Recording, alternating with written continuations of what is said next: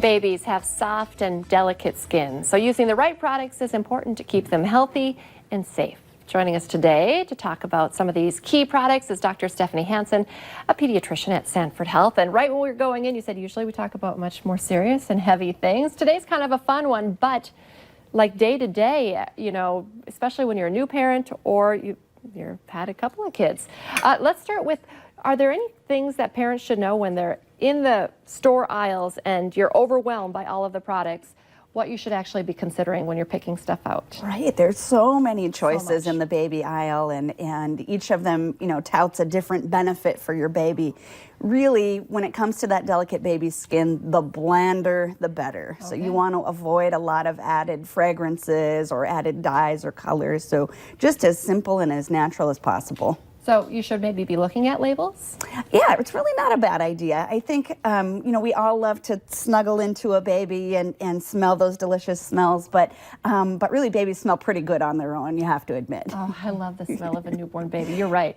Although I have used the trick, or wait, I should just say heard of the trick where you put a little baby lotion on your baby and then it smells like you gave him a bath.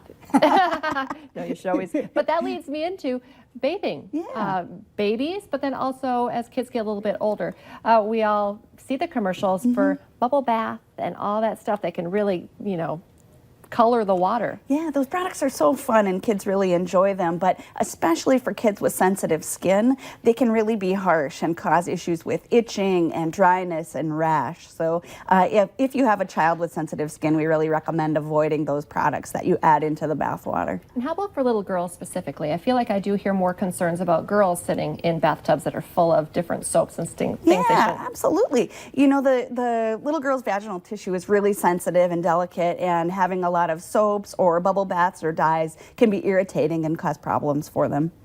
Let's talk about diaper rash too, because I feel like you see that. It was like the most horrific thing ever. But diaper rash shouldn't freak you out. But as a first-time mom, I remember seeing it thinking, oh my goodness, how am I ever going to resolve this? Yeah. You know, really it's important to use a thick product, you know, any of the diaper ointments or plain petroleum jelly to apply it to the baby's bottom. You want to just put it on thick like frosting to form a protective layer on the skin. Even just Vaseline? Okay, so that kind of goes into, you know, there are products that are super expensive to Vaseline is not that expensive. Right, yeah. You don't always have to spend the most money. No, definitely don't need to spend a lot of money for baby care. I think Vaseline works great. It can be used anywhere on the body. It's safe for the baby's face. It's safe for their skin, and it really works well. Okay, so we're now getting into warm weather. Sunscreen is key, but a lot of parents have a lot of questions when it comes to what's safe for what age they can put sunscreen on their kids. There's lotions, there's sprays.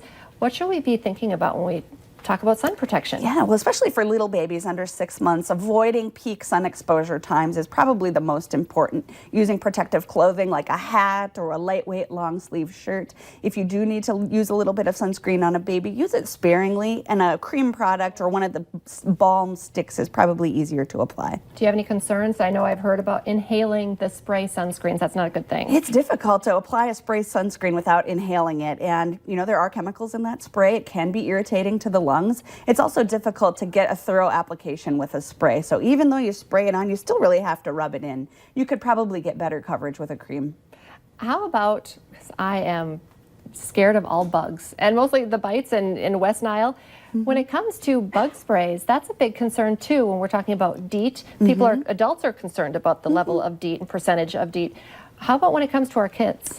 You know, the risk of infections like you mentioned, West Nile or Lyme disease, those are really real and can be quite devastating for kids. So really we feel like using DEET bug spray is the most effective way to help protect your kids from insect and tick bites. Okay, and of course, if you have any questions, it's always a good idea to reach out to your provider, right? Yes, they're a great source of information about these topics. Okay, and usually you just calm our fears and say, put some bug spray on in the sunscreen too. And have fun outside. And have fun outside, that's key too. Dr. Hansen, thank you so much for coming in today. Good stuff, even if it wasn't heavy, important stuff to talk about. Stay with us. Coming up next here on North Dakota Today, a local organization is reaching out to those in need. We'll tell you why and how you can help next.